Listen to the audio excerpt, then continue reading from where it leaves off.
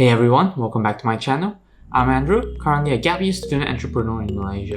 And on this channel, we'll explore ways to improve our work, our life, and ourselves in general. Today, I'll be talking about the 10 lessons I've learned from being a student entrepreneur. I started my company in 2019 and I've been running it for 2 years. I won't go into the details about it in this video, but if you are interested about it, maybe check out this video first. After running it, I've made a lot of mistakes, and from all these mistakes, I'm able to learn valuable lessons and understand that some life advices are actually important and true. In this video, I'll split them into 4 categories: marketing, customer relation, employee relation, and business decision. Now, I'll start with the first. We were taught to be honest since young, but during my growth, there's definitely been dishonest moments. However, when it comes to building a company, it's very important to be honest. Always be honest about your product and your services because it will actually build customers' trust in your brand. This customer trust may compound into word-of-mouth referral or real-world reviews, which is actually very hard to obtain in any ways. Of course, if your customer ever found that you're being dishonest to them, the negative impact can be huge, and it will be nearly impossible to regain their trust in the future. Whenever we think about marketing, we think about ads. But do you know that everyone thinks the same? Using ads is the easiest way to do marketing, but it's also the least effective. Imagine everyone trying to fight over the same audience over at Facebook or Google. Your product now not only needs to fight in the real world, but also in the digital space. And what's worse, you're actually paying for it. Therefore, it's actually better for you to build your own ways to actually do brand marketing. Perhaps you can try building your own Facebook group, searching for your audience through interest group, or connect with your audience via engagement. There are many ways to do it. It's always important to just leave ads as your last resort for brand marketing. Customers are important as your business is built to bring value to them. Be nice to all of them. Don't ever think that losing one customer is okay, because one customer with bad experience can influence many others to think the same. However, it's important to have company principles. When the customer is making unreasonable requests, reject them politely with a reasonable explanation.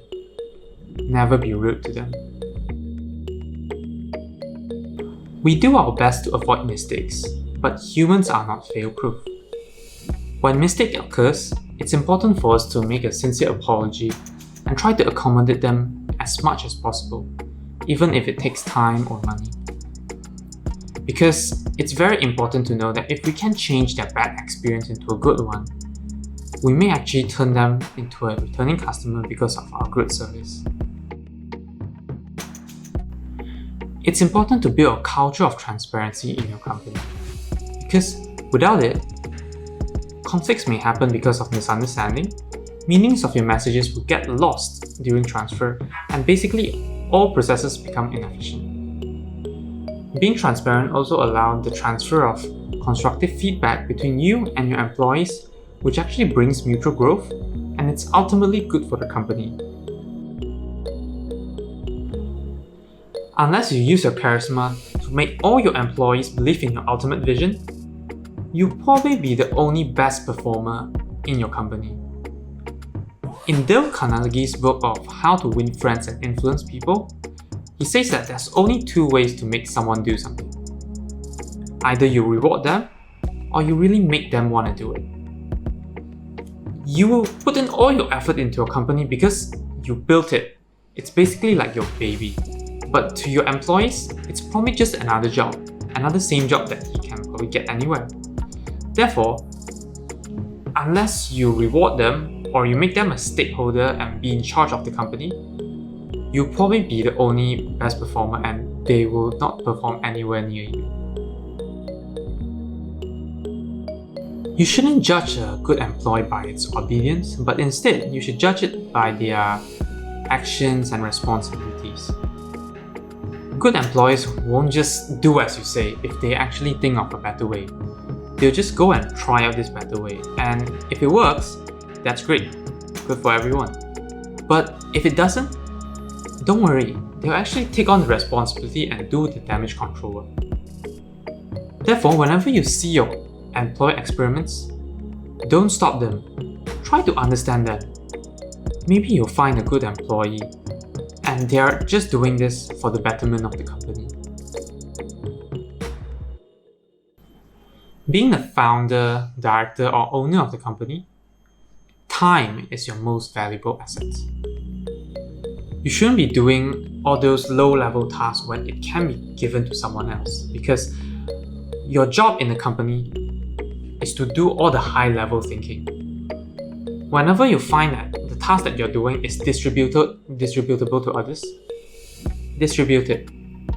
Because the company will forever remain stagnant if there's no leader to strategize and lead.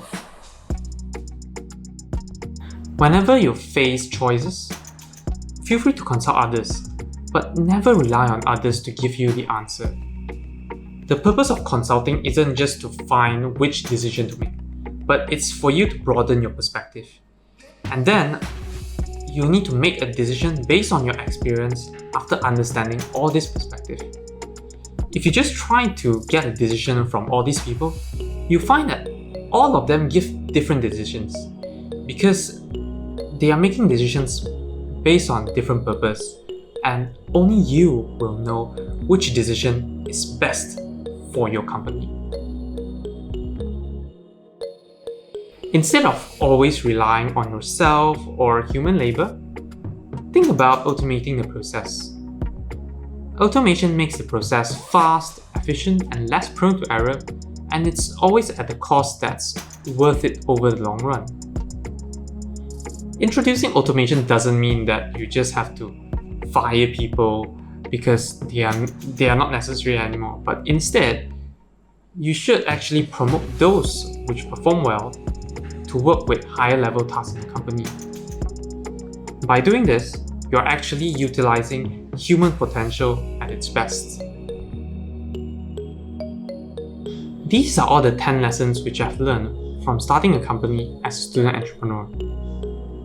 Other than following whatever I've learned, you can always meet up with other founders or mentors to learn their lessons, as everyone faces different challenges when they are doing their business. Finally, the best way to learn is always to put yourself into the situation, which in this case is to start your own business. This is the best way because the experience will follow you forever and you never forget whatever you have learned. If you like this video, do like, share and subscribe, and maybe consider checking out my previous video where I talk about how I started a 300,000 ringgit business during my gap year and 6 tips for aspiring entrepreneur. Or maybe you can check out my Thoughts podcast channel, which is a podcast created by me and my girlfriend Verene, where we talk about incongruous thoughts in our daily life. Thanks everyone for watching, and hope to see you guys in the next video. Goodbye.